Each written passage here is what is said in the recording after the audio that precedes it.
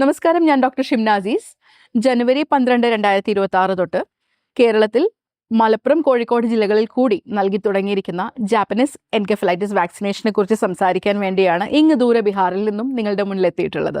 Japanese encephalitis എന്ന് പറയുന്നത് virus മൂലമുണ്ടാകുന്ന ഒരു രോഗമാണ്. മനുഷ്യരിൽ നിന്നും മനുഷ്യരിലേക്ക് പകരാത്ത, എന്നാൽ നമ്മുടെ ചുറ്റുപാടുമുള്ള കന്നുകാലികളിൽ നിന്നും പന്നികളിൽ നിന്നും വെള്ളത്തിൽ ജീവിക്കുന്ന വെള്ളവുമായി നേരിട്ട് സമ്പർക്കമുള്ള കിളികളിൽ നിന്നും മറ്റുമാണ് ഇത് കൊതുകുകൾ വഴി നമ്മളിലേക്ക് പകരുന്നത്. കേരളത്തെ പോലെ നിറയെ കെട്ടിക്കിടക്കുന്ന ജലസ്രോതസ്സുകളുള്ള ഒരിടത്ത് ക്യൂലക്സ് കൊതുകുകൾ ധാരാളമായി വളരാനും ഇതുമൂലം രോഗമുണ്ടാകാനുമുള്ള സാധ്യത ഏറെയാണ്.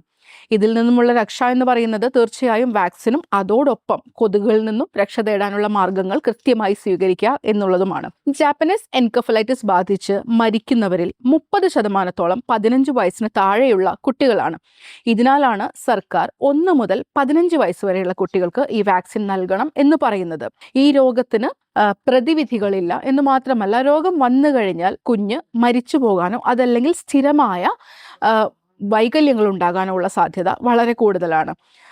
അതായത് ഒരു പക്ഷേ ഈ രോഗം വന്ന ശേഷം കൃത്യമായി സംസാരിച്ചു കൊണ്ടിരുന്ന കുട്ടിക്ക് സംസാര വൈകല്യങ്ങൾ ഉണ്ടാകാം, അതല്ലെങ്കിൽ ബൗദ്ധികമായ പരിമിതികൾ ഉണ്ടാവാം. പലതരം പ്രശ്നങ്ങൾക്കുള്ള സാധ്യത വളരെ ഏറെയാണ്. അതിനാൽ തന്നെ വാക്സിനേഷൻ ഉറപ്പുവരുത്തുക. ഈ വാക്സിൻ ഒരു പുതിയ വാക്സിൻ അല്ല. കേരളത്തിൽ 2009 തൊട്ടും ഇങ്ങ് ബീഹാറിൽ ഞങ്ങൾ ഇവിടെ 2013 തൊട്ട് നൽകി തുടങ്ങിയിട്ടുള്ള വാക്സിനാണ്. സർക്കാർ മേഖലയിൽ വാക്സിൻ്റെ സൂക്ഷിപ്പ് അത്രമേൽ ഉന്നത നിലവാരം പുലർത്തുന്നതാണ്. കാരണം ഫാക്ടറിയിൽ ഈ വാക്സിൻ നിർമ്മിക്കുന്ന സമയം തൊട്ട് അതൊരു ജില്ലാ ആസ്ഥാനത്തെത്തി അവിടെ നിന്നും വാഹനം വഴി നമ്മളുടെ PHCകളിൽ ഇന്ത്യയൊട്ടാകെയുള്ള പ്രാഥമിക ആരോഗ്യ കേന്ദ്രങ്ങളിൽ അല്ലെങ്കിൽ അതുമായി ഈ പറയുന്ന വാക്സിൻ സ്റ്റോറേജ് സൗകര്യമുള്ള സ്ഥാപനത്തിൽ അത് കൊണ്ടുവരികയും നിങ്ങൾ ചിത്രത്തിൽ കാണുന്നത് പോലെ ഐസ് ലൈൻ റെഫ്രിജറേറ്റർ എന്നു പേരുള്ള ഈ ഫ്രിഡ്ജ് ILRൽ ഈ വാക്സിൻ കൃത്യമായി ഓരോ വാക്സിനും താപനിലയ്ക്ക് അനുസരിച്ച് സൂക്ഷിക്കേണ്ട ഒരു രീതിയുണ്ട്. അതുപോലെ വാക്സിൻ ഫീൽഡിൽ കൊണ്ടുപോകാൻ വേണ്ടി ഐസ് ഉണ്ടാക്കുന്ന ഡീപ്പ് ഫ്രീസറാണ് നിങ്ങൾ ദൃശ്യത്തിൽ കാണുന്നത്.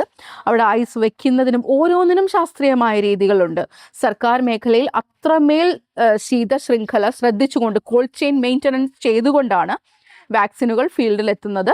അവ സൂക്ഷിക്കുന്ന കോൾഡ് ബോക്സുകളും വാക്സിൻ ക്യാരിയറുകളും അവയിൽ വാക്സിൻ വെക്കുന്ന രീതിയും, തുറന്ന വാക്സിനുകൾ വെക്കുന്ന പ്രത്യേക രീതി, തുറക്കാത്ത പുതിയ വാക്സിൻ വെക്കുന്ന രീതി തുടങ്ങി എല്ലാം തന്നെ വ്യക്തമായി കാണാം. വാക്സിൻ വിശ്വാസയോഗ്യമാണ്, കൃത്യമാണ്.